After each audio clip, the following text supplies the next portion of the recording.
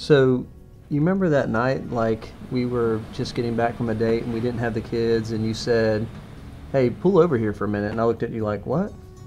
Remember Yeah, that was like right after that night that you talked about the new vision that you had from God. right. It was after we had already been in this small group one night, and it was a new group of people, and there were, those random icebreaker questions. If you could do one thing, no holds barred, no limitations, what would you do? And I said something weird like flying a plane or learning the second language. Yeah, and it came around to me, and I was the last one to answer the question. And in one of those, where did that come from moments, I said, I would buy a big piece of property, adopt a bunch of kids, and run a ministry for single moms out of my home. Like we're here this next night and you tell me to pull over at this old abandoned apartment complex. I mean, it was condemned. Right. And I told you, I said, I think that we need something like this for the Restoration House. Like, we need a community. Yeah, I remember being like struck and just in the silence of it, just sitting there thinking, this is it. Like, we need a mixed community. People from all different backgrounds, with all different personalities, coming together in community, and they're trying to figure out how to use their stories to make the lives of other people even better. When I was a case manager before coming here, I tried to get personal with my clients. As a family advocate here, they are guiding me to the resources. The mom is driving a train here. My very first mom that I had was at her end.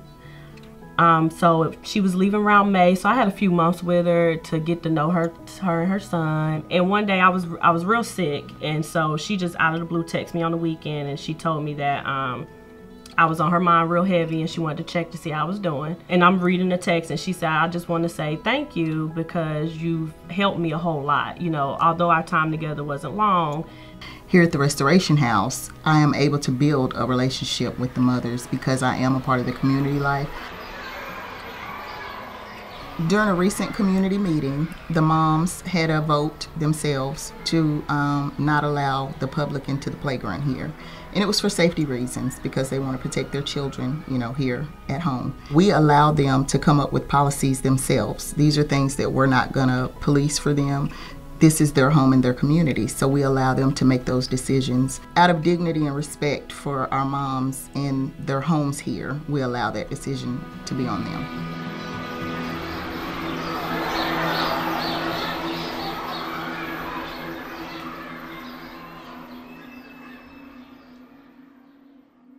Yeah, this has become a really diverse place. I mean, you have people from all different walks of life coming together and just figuring out how to bring about the kingdom, in ways that really support one another and acknowledge the image of God in all of us. We moved here and I started seeing little kids running around, and for the first time I just felt like, this is where God wants us to be. And I see these little boys at the village really reminded me of myself when I was that age. And to see them with their mom, it just kind of reminded me of my past life as a child without a father figure. Right after dance, Nani comes running up to me and she says, "Mommy, I have to bring Jalea." And Jalea is our neighbor here at the village, and she could have named any kid in her school. She could have named any kid at church, but she chose Jalea because she's her buddy and her neighbor, and they play together daily, and they share life together. And Jalea just loves Nani the same. And those are those just moments where things feel thin, and those, kingdom feels near.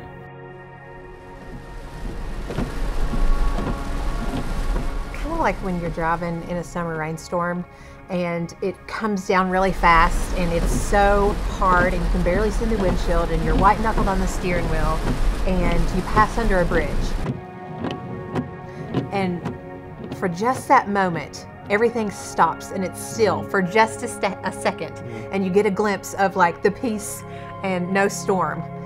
That's kind of like what it's like at the Village, when we get glimpses of the kingdom, when we see these moments of the way things were supposed to be. It's not always perfect, but there's always reminders that you're moving towards something better. Sometimes when I'm serving as an ally, I can get caught up in feeling like I need to be an advisor or a helper, but then I just have to realize that really it's all just about being present. I remember a certain time when the mom that I'm working with now called and said that the school had contacted her and said that she needed to come in for an IEP meeting. And she sounded a little unnerved about that and asked me if I would be willing to go to the meeting with her. And I said, sure, I would go. I wasn't even sure what an IEP meeting was. I had no experience or expertise with that, but I just wanted to be there with her. And I think that just helped her feel more confident, more at ease to have someone walk into the meeting with her.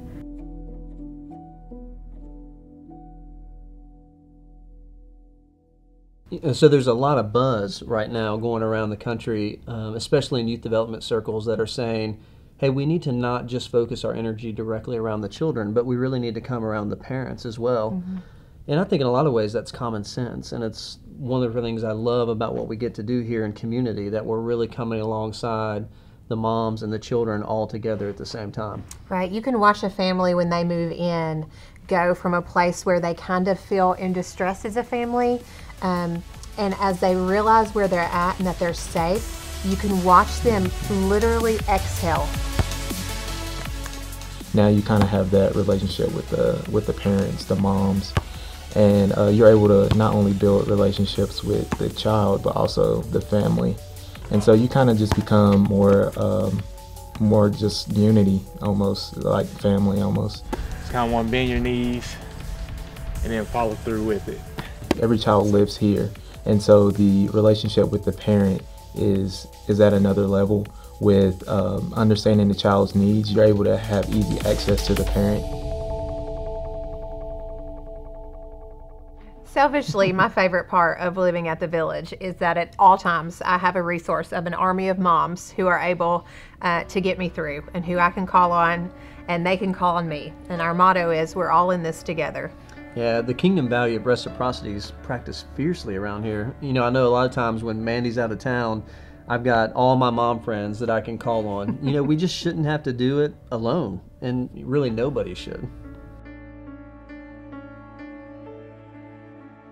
I definitely appreciate living in community with people, just living life. It's always good when my friends can help me, and I sometimes I watch her kids too. My brakes in my car were so bad, and I could not drive them for the safety of me and my children. I mean, one of the moms is actually a mechanic, Kelly, and she didn't really know that I needed them, you know, because I didn't say anything. But she found out, and she was like, you know, I can help you with your brakes, and it was just so sweet, and she fixed them. And one of the other moms, Elise, she happened to be off that day and took her own son up to the bus stop, and she noticed that I wasn't feeling good, and she helped me back to my house, and she even went and got medicine and soup for me and helped me when I was actually getting sick. And just having somebody who could be there and help me get back to my house, like, that was really, really helpful for me. You know, I often say that the Restoration House is really different because at the end of the day, it's not about you and I, it's not about the staff, it's really not about the allies and some vision that we have for families. It's really about each individual family kind of discovering their dream and chasing after it. And, you know, these families are amazing because they're charging the hill, they're taking the mountain. It is such a joy to watch a mom who comes into the Village weary and guarded and unsure of how this is going to go, and then to watch her become her own individual and really grow into the person that she's always wanted to be. Yeah. My children's fathers are not active participants in the parenting with the children. So it's a definite struggle doing it by myself, and trying to go to school and work and pay bills and all the responsibilities that come with being a mother. It took me not too long to realize and learn that I truly have a support system here, and I have a whole community of people who want to see me succeed in life. Not only want to see me succeed, but want to see my children succeed and see us succeed as a family. Our hope for the village is that we're just able to acknowledge that we're all a bunch of broken people, and that in our brokenness we find restoration and community. Yeah, I think people are often tempted to say that we are giving our life away, when truly what we're doing is giving us life. A movement toward restoration, something that will always give us glimpses of the kingdom.